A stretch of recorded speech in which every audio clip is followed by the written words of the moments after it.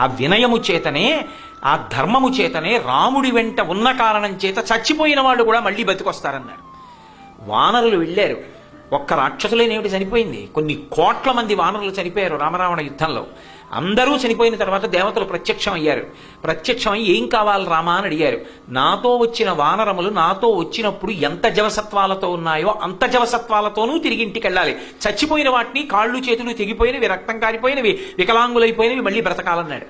అందరూ జవసత్వాలతో బతికి ఇంటికి వెళ్ళిపోయారు. రావణుణ్ణి నమ్ముకున్న వాళ్ళు ఒక్కడు లేడు, వాడే లేడు. అహంకారం తనతో కలిపి నశింపచేస్తుంది, వినయం తనతో కలిపి నమ్ముకున్న వాళ్ళందరినీ బ్రతికింపచేస్తుంది. అందుకే గురువు మొదటి కర్తవ్యం శిష్యుణ్ణి వినీతుణ్ణి చేయడం. శిష్యుడి మొదటి కర్తవ్యం గురువు గారిని వినేయుడిగా గుర్తించి తన గురువు యొక్క గౌరవం, తన గురువు యొక్క బరువు తెలుసుకుని తాను వినయంతో బతకడం.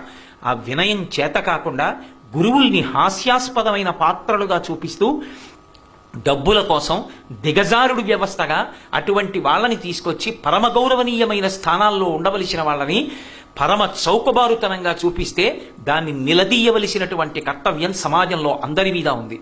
అందుకే సమాజ భద్రతంతా ఎక్కడుంటుంది అంటే పాఠశాల ప్రాంగణముల యందే ఉంటుంది. ఆ వినయం అన్న మాట వెనక అందరి రక్షణ ఇమిడి ఉన్నది కనుక. అందుకే బాలగంగాధర తిలక్కి బ్రిటిష్ గవర్నమెంట్లో తీసుకెళ్ళి ఏదో ఎమ్మెల్సీ, అప్పుడు ఉన్న సభల్లో అయితే, ఇప్పుడంటే ఎమ్మెల్సీ అంటున్నాం, అప్పుడు బహుశా ఏదో అప్పర్ హౌస్, లోయర్ హౌస్లు ఏవో ఉండేవి, అందులో ఆయనకి స్థానం ఇస్తే ఆయన అన్నాడు, అలాంటి వాళ్ళని కొన్ని వందల మందిని తయారు చేయగలిగిన ఉపాధ్యాయుడిని నేను, నాకెందుకు ఆ పదవి, నా పదవి ముందరి తక్కువ అన్నాడు. అందుకే కలాం గారు రాష్ట్రపతి పదవి విడిచిపెట్టగానే అంతకన్నా తృప్తినిచ్చే అధ్యాపక వృత్తి అని పిల్లలకి పాఠాలు చెప్పడానికి వెళ్ళిపోయారు.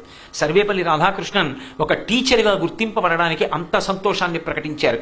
ఈ దేశంలో మహాత్ములైన వాళ్ళందరూ కూడా 10 మందికి పాఠం చెప్పడానికి ఇష్టపడి జీవితాలు చాలించారు. ఉపనిషత్తని అన్నిటికన్నా జ్ఞానభాగాలు వేదంలో ఉపనిషత్తులే. ఉపనిషత్తుల్లో ఋషులందరూ గురువులుగా కూర్చుని శిష్యులకి పాఠం చెప్తారు. అందుకే ఆ పాఠం నేర్చుకునేటప్పుడు సిలబస్ నేర్చుకోవడం కాదు, సిలబస్ వస్తుంది, దానితో పాటు వినయం కలగడం అత్యంత శ్రేయోదాయకం. అదే సమస్త సంస్కారమునకు హేతు అవుతుంది. ఆ సంస్కారమే ఒకనాడు వాగ్దేవి అనుగ్రహంగా మీ మాట కొన్ని వందల మందిని బ్రతికించగలిగినటువంటి శాంతికారకం అవుతుంది.